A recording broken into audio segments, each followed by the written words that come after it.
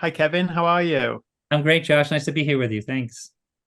Well, I really appreciate you taking the time because it goes without saying you're a legend. And I love this film. And I think it's fair to say the movie delivers both an exciting and a very faithful take on these characters. So I'm curious to begin with what it was like for you, their co creator, to sit down and watch this movie. And what about it did you most appreciate watching it almost as a fan in some respects?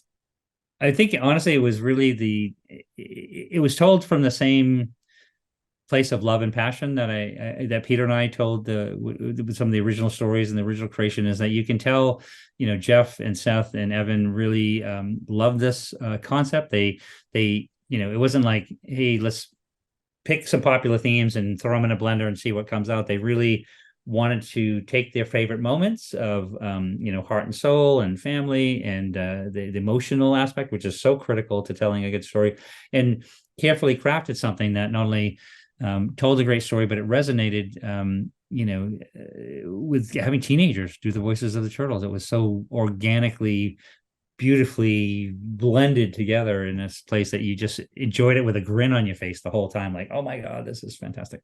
Yeah, I loved it. Yeah. Yeah, well, completely agree with you there. And it's quite interesting, obviously, the way the movie ends is it does set up a very different status quo for these characters as they get to leave the sewers and head for school. So how did you feel about that development? Because obviously quite a little bit different to what maybe a lot of fans will be used to seeing from this franchise. Well, it is definitely, it's something that we always love, I guess, the secrecy, the secret identity of different characters, like what Spider-Man, which was always a big inspiration, the teenager in high school kind of aspect. But we have tried a few concepts, smaller concepts. Even I did one with Nickelodeon where they had these cloaking device that would make them look like teenagers, where they would go out for a Pizza Friday thing.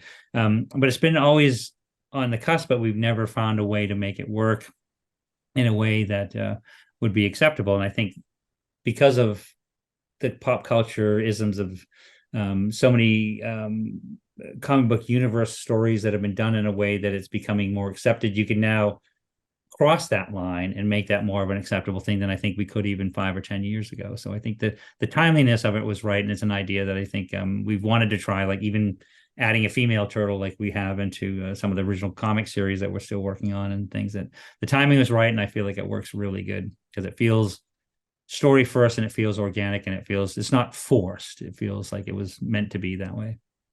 Yeah, I'm looking forward to seeing where it goes. And Mutant Mayhem, it is one of, if not the best, I think, reviewed movie of the year. So what's it been like for you to see Turtle Mania running wild again? And to think there's a lot of people now who are going to be discovering yours and Peter's work probably for the first time, especially those younger audience members.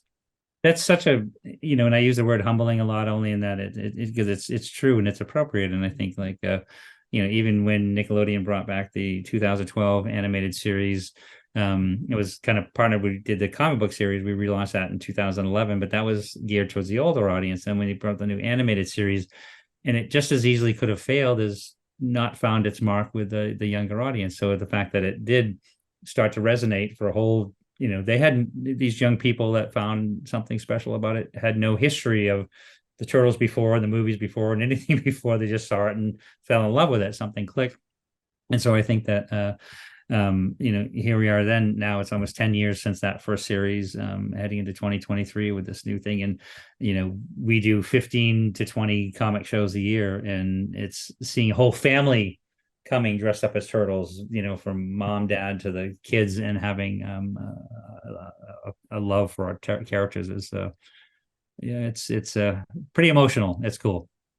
Oh, amazing. And you mentioned Spider-Man and you get your own, I think, Stan Lee style cameo, it's fair to say here. So what did that scene mean to you? And what was it like to step into the recording booth and play what proves to be a small, but I think very important role in the film? Kudos to, and I just say I point with great thanks and appreciation and admiration to the creative team, is that, it could have had me, standing there, selling a newspaper or, something, but they made it a moment where, with a movie based around, no spoilers, but Splinter's issue with the humans, and then to me to be a human to help them at that, it was just a beautifully poignant and respectful, and I really appreciate them thinking of me to do that, because emotional. It was great. It was, I was pretty excited and very grateful.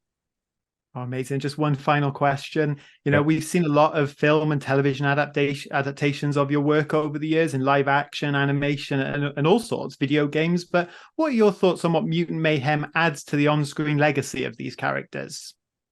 I think it's you touched on a bit early, just the accessibility and a freshness to it that one of the unique ideas out of the movie I thought was the creation of the turtles out of the mutation process with the ooze, rolls off the tongue ooze, with the other mutant characters, that you have created a story platform and a story element that's unique to itself within the Mutant Mayhem universe.